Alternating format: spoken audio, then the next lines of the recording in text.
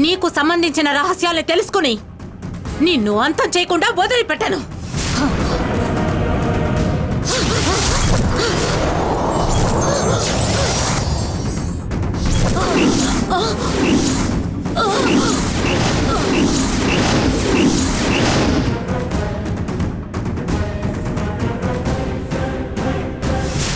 ఏంటి మాధవి, ఏం జరిగింది?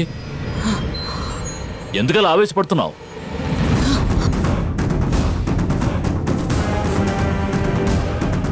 నందిని విశ్వానికి వేసిన మంత్రబంధాన్ని నేను విచ్ఛిన్నం చేద్దామని ప్రయత్నించాను. కానీ ఆ బంధం నన్నే అడ్డుకుంది. కొంచెం అజాగ్రత్తగా ఉండుంటే ఆ బంధం నన్ను విశ్వానికి మళ్ళీ బంధించేది. ఏమంటున్నావు మాధవి?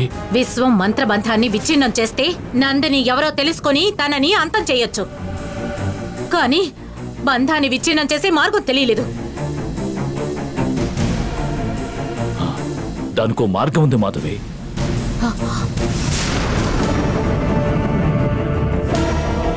మా అక్కయ్య కూడా ఇదే విధమైన మంత్రబంధంలో బంధించబడి ఉన్నప్పుడు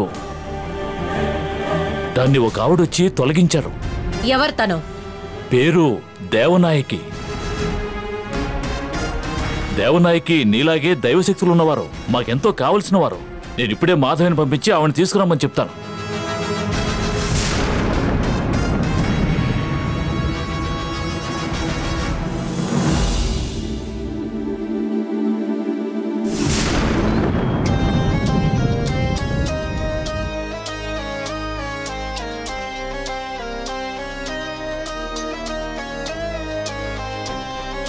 నేను బంగ్లా వరకు వెళ్ళొస్తాను, మీరు ఇక్కడే ఉండండి. సరేనమ్మా.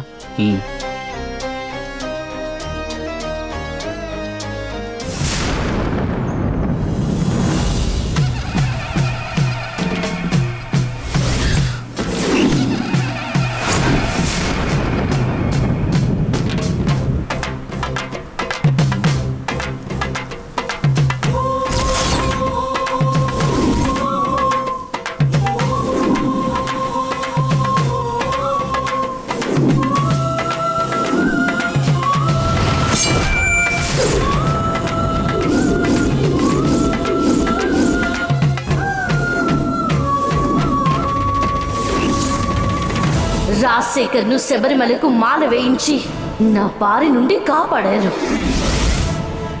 ఇప్పుడు సరిగ్గా సమయానికి గంగని బంగ్లాకి పంపి నా కడ్డు తగిలేలా చేశారు. ఎందుకు ఇలా చేశారు? గంగ తను ఎక్కడుండాలో అక్కడే ఉంది. నేను నీకు ఇంత క్రితమే చెప్పానుగా, గంగ వచ్చేంత వరకే నీ ఆటలన్నీ అని.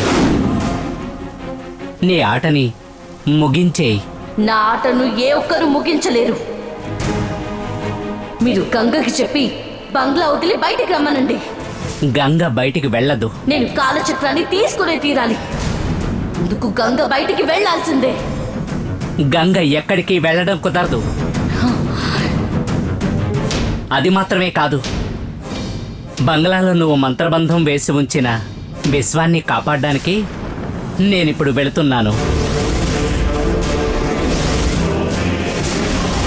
విశ్వానికి వేసిన మంత్రబంధం తొలగిస్తే విశ్వమే నీ గురించి చెప్తాడు. ఆ తర్వాత ఒత్తిడి నీకు ఎక్కువ అవుతుంది. వీలైతే నిన్ను నువ్వు కాపాడుకో.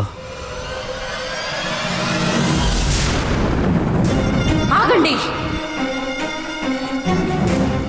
గంగని అడ్డు తగలడానికి పంపడమే కాకుండా విశ్వాన్ని కూడా కాపాడబోతున్నారా? మీరెలా కాపాడతారో నేను చూస్తాను. నీకు చేతనైంది నువ్వు చెయ్యి, నాకు చేతనైంది నేను చేస్తాను.